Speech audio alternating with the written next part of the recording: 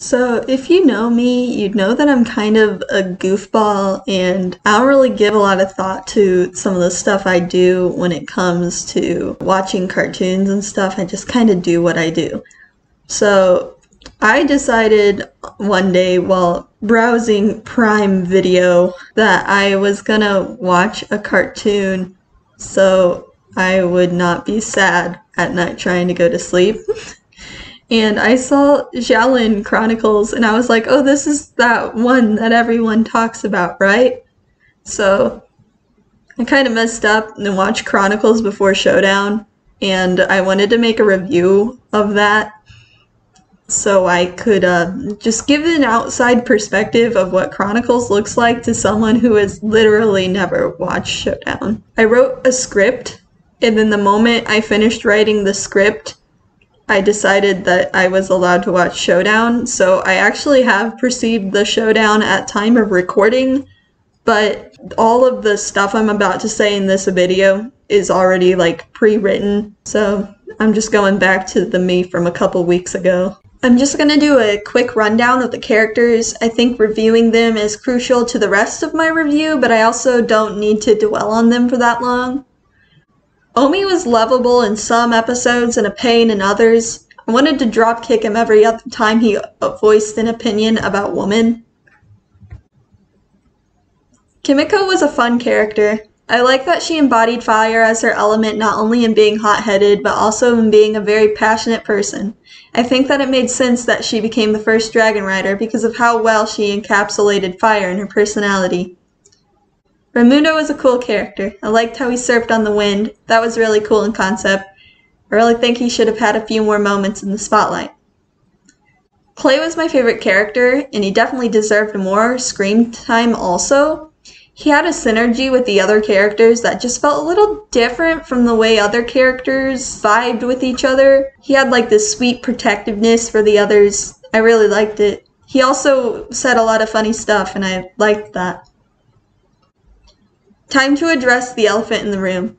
Ping Pong was basically Omi's clone in concept, and a lot of people disliked this about him. However, I feel like a lot of this was only in appearance. Personality-wise, he was nothing like Omi. Sure, he trained a lot, but all of them did that. Ping Pong was intellectually leaning, humble, and overall more likable than Omi. Not that Omi wasn't likable. Ping Pong was different enough from Omi that it didn't really bother me. Jack Spicer, the man, the myth, the legend, the guy that has appeared on my Tumblr dash since 2016 even though I didn't know who the hell he was. He's my favorite villain of the bunch, definitely the fun kind of ditzy villain that might be a little too kind-hearted for this job. My initial reaction to Jack Spicer was that he was like Giovanni from Epithet Erased, and lo and behold, Jack's BA was actually one of the auditions for Giovanni. He didn't get the part though. I kind of wish he had been written with a few more wins, because the show was giving him a vibe of incompetence that didn't really make sense given that he's a kid genius with a robot army. She didn't really do anything in the long run. Her getting her body back was interesting, but that was right at the end, and since there's no season 2, well, yet, she didn't get to do anything with her body.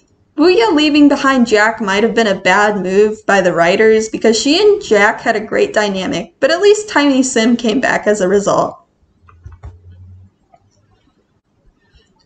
He was annoying but formidable. I didn't like him and I really respect the writers for that. At no point did I want Chase to win or feel pity for the guy. I just wanted to see the monks wipe the floor with him. I feel like Shadow was underutilized and didn't get to finish her character arc even though she could have easily. I liked when she was on screen without Chase. Her relationship with Chase was really weird and made me uncomfortable. With the characters out of the way, I'm moving on to the bad things about the show. Despite not knowing the source material, I still have some gripes with the series. I'll start with a few small issues I have, and then move on to bigger things. There's a short list I have here. Dojo's love for Master Fung was a little strange, if only because it was a dragon and a human, but I eventually got over it.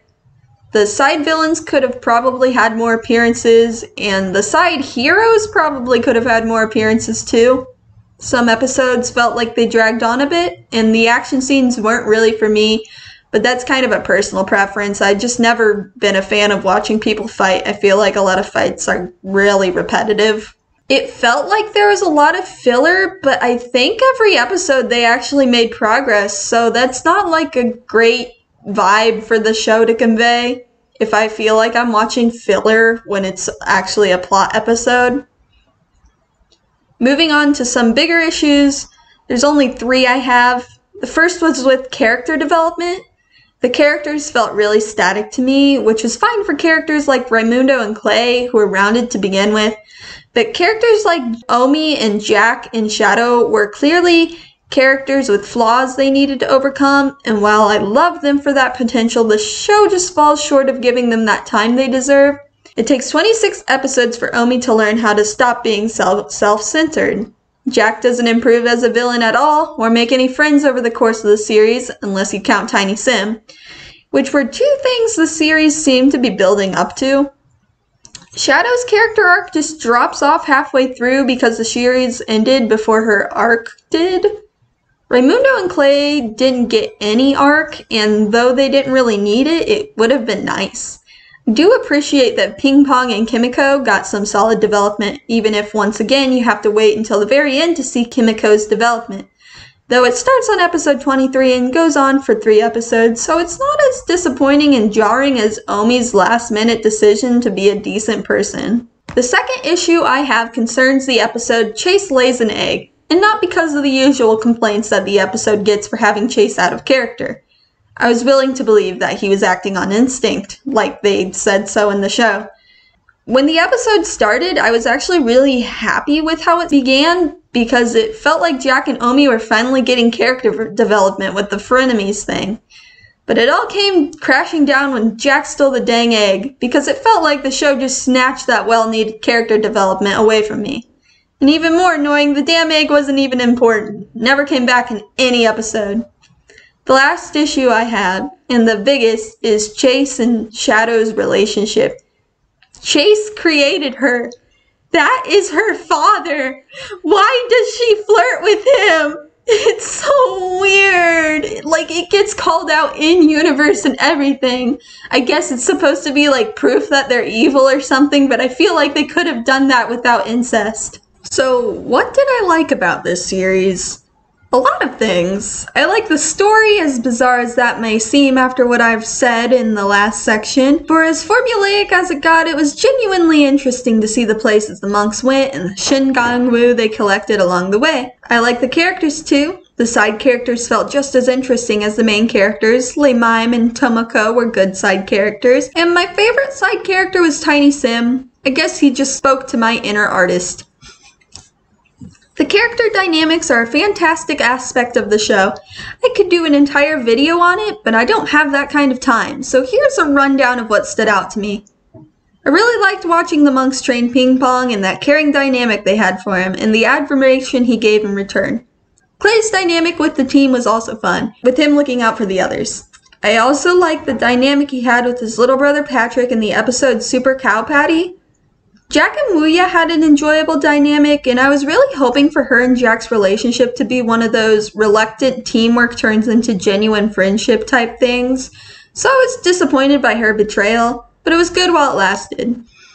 Jack also had a good dynamic with the monks, especially Omi, after the frenemy thing and Chase Lays an Egg, and I enjoy that. I appreciate this show for what it is. It might not have the deepness or complexity of Steven Universe or She-Ra, but I think that made it enjoyable. If it had taken itself too seriously, it would have just been pretentious. Xiaolin Chronicles knows exactly what it is, and embraces it. There is lightheartedness primarily, with serious moments mixed in when necessary. It had a good simplicity to it. And of course, I can't leave out one of the best features of the show. Tiger shrimp. Ultimately, I think that Xiaolin Chronicles was good, and I recommend it. Don't go in expecting a masterpiece, and don't expect it to be something else. Just take it as it is and you'll enjoy it. I had a good time watching it, and if Showdown really is much better than Chronicles, I can't wait to watch it. Thanks for watching, everybody. I really appreciate you tuning into these videos. I don't know if I'll ever do one of these reviews again. I am certain I'm going to do one of these for Showdown, afterwards. And then maybe a video comparing the two. But I don't know if besides this series, the Xiaolin stuff, if I'll ever do a review again. But I would like to do some epithet race character analysis videos, stuff like this, kind of similar in style to this video. So, I don't know, comment down below if you would want that. Thanks for watching. See you later.